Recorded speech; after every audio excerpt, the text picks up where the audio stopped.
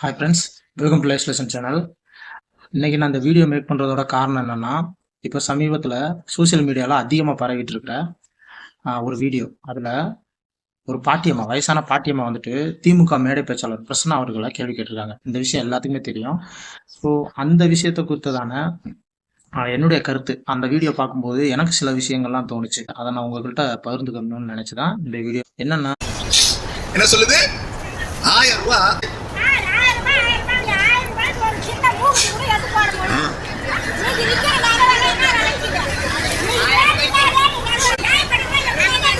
ஒரு விஷயம் சொல்லட்டுமா?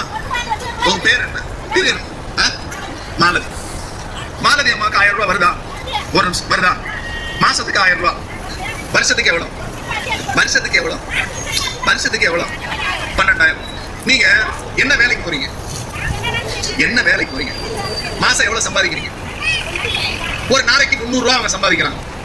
ஒரு நாளைக்கு 300 ரூபாய். 30 நாளைக்கு எவ்வளவு? 9,000 ரூபாய். 9,000 ரூபாய் நீங்க சம்பாதிக்கிறீங்க இல்லையா? ஆமா தானே? ஏன்னா 1000 ரூபாயில வந்து ஸ்லாப் இருக்கு, இவ்வளவுதான் வருமானம் இருக்கணும்னு. நீங்க தான் சொல்றீங்க 9,000 ரூபாய் சம்பாதிக்கிறேன். நாளைக்கு நிப்பாட்டினா என்ன கேட்க கூடாது. அந்த பாட்டியம்மா கேட்ட கேள்வி வந்துட்டு 100% கரெக்ட் தான். அவங்க சொன்ன எக்ஸாம்பிள் வேணா தப்பா இருக்கலாம். அதாவது ஒரு மூக்குத்தி அந்த குண்டுமணி கூட வாங்க முடியாது அப்படின்ற மாதிரி சொல்லியிருந்தாங்க. ஒரு ஏதாவது ஒரு அத்தியாவசிய பொருளை எடுத்து சொல்லியிருந்திருக்கலாம். சரி, ஓகே, இப்போ அது ஒரு பக்கம் இருக்கட்டும். ஆனால் அவங்க கேட்ட கேள்வி கரெக்டு. அவங்க அந்த மேடை பேச்சாளர் அந்த பிரசன்னா அப்படின்றவங்க வந்துட்டு என்ன சொன்னாங்கன்னா, டிஎம்கேவோட பெருமைகளை சொல்லிட்டு இருக்காரு. இப்படி நாங்கள் கல்வி உதவித்தொகை தரோம், மகளிருக்கு உரிமை தொகை 1000 ரூபாய் தரோம் இப்படின்ற மாதிரியான விஷயங்கள்லாம் சொல்லிட்டு இருக்கும்போது, அந்த பாட்டி நீ கொடுக்குற 1000 ரூபாய் எந்த மூளைக்கு பார்த்தோம் அப்படின்ற மாதிரி அந்த பாட்டியோட கேள்வி அதுதான். நீ கொடுக்குற 1000 ரூபாலாம் வந்து ஒரு பொருட்டே கிடையாது, ஒன்றுமே செய்ய முடியாது, இன்னைக்கு விற்கிற விலைவாசி அப்படி இருக்குது அப்படின்ற ஒரு விஷயத்தை எடுத்து முன் வைக்கிறாங்க. அந்த பாட்டி சொல்கிற விஷயம் 100% கரெக்டு. அவங்க கொடுக்குற 1000 ரூபாய் வச்சு ஒன்றுமே செய்ய முடியாது. அந்த பாட்டியம்மா கேட்குற கேள்விக்கு இவங்க மேலே ஏதாவது தப்பு இருந்துச்சுன்னா அவங்க சரிம்மா தப்பை திருத்திக்கிறோம் ஏதாவது ஒன்று சொல்லியிருக்கணும். இல்லை அதுக்கு மாற்றாக ஏதாவது ஒரு வழி வச்சுருக்குறாங்க, ஏதாவது ஒரு திட்டங்கள் வச்சுருக்குறாங்க அப்படின்னா அந்த திட்டத்தை எடுத்து அந்த பாட்டியம்மாவுக்கு புரிய வச்சுருக்கலாம். ஏதாவது ஒன்று சொல்லியிருக்கும், அதுக்கு பதில் சொல்லியிருக்கணும். அதை விட்டுட்டு இந்த சிரிச்சுக்கிட்டே மிரட்டுறது கேள்விப்பட்டிருக்கீங்களா? அதை நேற்று தான் பார்த்தேன். அந்த பாட்டியம்மாட்ட அவர் சொன்ன விதம் என்னென்னா, இப்படிலாம் நீ கேள்வி கேட்டுக்கிட்டு இருந்தா உனக்கு இந்த பணம் கூட வராது அப்படின்ற மாதிரி டைரெக்டாக அப்படி சொல்லியிருக்கணும். ஆனால் அங்கே அநேக மீடியாக்கள் இருந்தனாலையும் அநேக பொதுமக்கள் இருந்தனாலையும் சுற்றி வளைச்சு வராரு. உன்னோட பேர் என்ன, உன்னோட ஊர் என்ன, நீ என்ன வேலை பார்க்குற, எவ்வளோ சம்பளம் வாங்குற, இது மாதிரிலாம் கேட்டுக்கிட்டு இருக்காரு. பாட்டியம்மாவும் சொல்கிறாங்க, ஒரு நாளைக்கு நான் 300 ரூபா சம்பளம் வாங்குறேன், கூலி வேலை தான் பார்க்குறேன் அப்படின்றாங்க. அப்போனா மாதம் உனக்கு 9,000 ரூபா சம்பளம் வருது, நீ வந்துட்டு இந்த மகளிர் உரிமை தொகை வாங்குறதுக்கு தகுதியே இல்லை, உனக்கு இது மகளிர் உரிமை தொகை நின்று போச்சுன்னா கூட அதுக்கு நான் பொறுப்பு இல்லை, நீ தான் உன் வாயால் சொல்கிற 9,000 ரூபா சம்பளம் வாங்குற அப்படின்னு சொல்லிட்டு மிரட்டுற மாதிரி இருக்குது. அதாவது நீ இப்படி எங்களுக்கு எழுத்து கேள்வி கேட்டால் உனக்கு இந்த வர்ற தொகை கூட வராது அப்படின்ற சொல்கிற மாதிரி ஒரு துணியில் சொல்கிற அப்படி. இது வந்துட்டு எனக்கு வந்துட்டு ரொம்ப தப்பான விஷயமா பட்டுச்சு. எப்படின்னா, அந்த பாட்டியம்மா ஒரு நாளைக்கு 300 ரூபா கூலி வேலை பார்த்து சம்பாதிக்கிறாங்க. அவங்க ஒரு சித்தாள் வேலைக்கு போயிருக்கலாம், அல்லது ஏதாவது ஒரு வீட்டு வேலை செய்ய போயிருந்திருக்கலாம், இல்லை களை எடுக்க போயிருந்திருக்கலாம். மம்பாடு விட்டு ரத்த வேர்வை சிந்தி அந்த வயசுல உழைச்சி 300 ரூபா சம்பாதிக்கிறாங்க.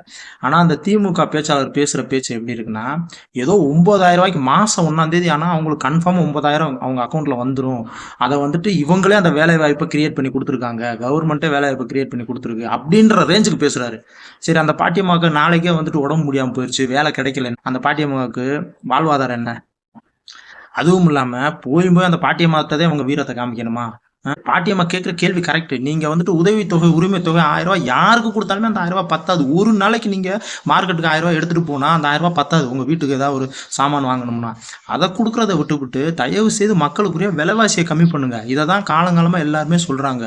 அது அவங்களுக்கு ஏற மாட்டேங்குது. அவங்களுக்கு ஏதாவது ஒரு புதிய திட்டங்கள் வச்சுருந்தா அந்த திட்டங்களை சொல்லி புரிய வைக்கணும்.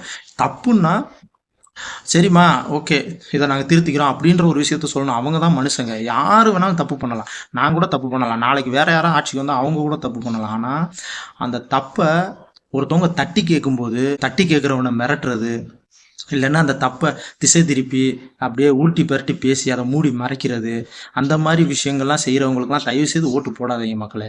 அதாவது ஒருத்தவங்க தப்பு பண்ணிட்டாங்கன்னா அந்த தப்பை ஒருத்தவங்க சுட்டி காட்டும் போது, பொதுமக்கள் சுட்டி காட்டும் போது அதை ஏற்றுக்கிட்டு அதை மாற்றிக்கொள்ளணுன்ற பண்பு உள்ளவங்க, அந்த தப்பை உணர்றவங்க, இந்த மாதிரி ஆட்களுக்கு ஓட்டு போடுங்க.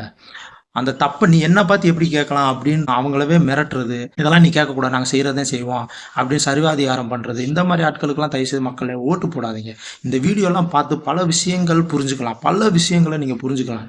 யாருமே சின்ன குழந்தை கிடையாது, சரிங்களா? ஒரு 1000 ரூபாய்க்கும் 5000த்துக்கும் 500க்கும் உங்கள் ஓட்டை விற்காதீங்க. காசை வாங்கிட்டு ஓட்டு போட்டால் நம்ம நிலைமை இப்படி தான் இருக்கும். இன்றைக்கி நீங்கள் காசை வாங்கிட்டு ஓட்டு போட்டால் நாளைக்கு இப்படி தான்.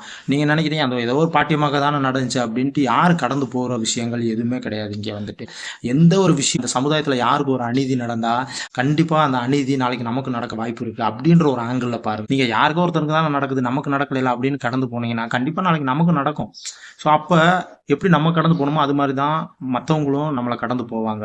ஸோ இதை தட்டி கேட்குறதுக்கு யாருமே வரமாட்டாங்க. தப்பு செய்கிறவங்க செஞ்சுக்கிட்டே தான் இருப்பாங்க. தயவு செய்து யாராக இருந்தாலும், எப்பேற்பட்ட நல்லவங்களாக இருந்தாலும், ஓட்டுக்கு யார் காசு கொடுக்குறாங்களோ அவங்களுக்கு ஓட்டே போடாதீங்க.